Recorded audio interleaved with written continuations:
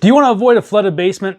Well, if so, stick around. We're going to talk about a little bit of sump pump love in our Throwback Quick Tip.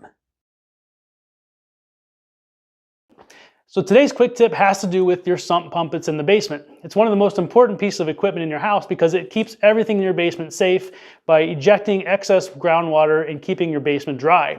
Now, if this fails, you can have big problems, so it's important to check it at least once a month. Here are the 3 things that you should do to check your sump pump.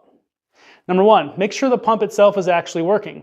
The way you do that would be through 2 ways. One is you could just sit in the basement and wait for the pump to kick on naturally, and that might take some time depending on how much rain we've had.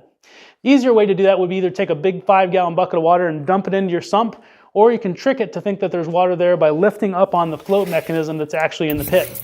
In any of those cases, you should hear the pump come on and water be ejected outside. The second thing you should do each month is to check your sump pump's check valve.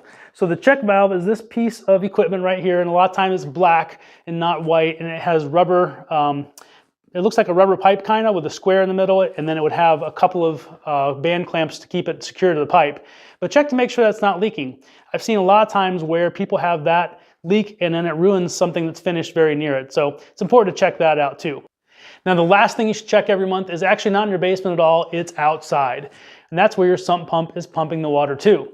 Now if something happens and your sump pump gets disconnected outside where the water is supposed to go, it can cause a situation where the water is recirculating around, and it's going to probably damage your basement, but it could definitely cause you some extra power usage you don't want to pay for.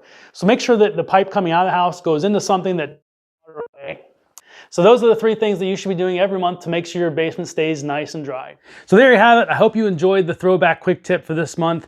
As always, it's the Reynolds team guiding you to the home that fits your life.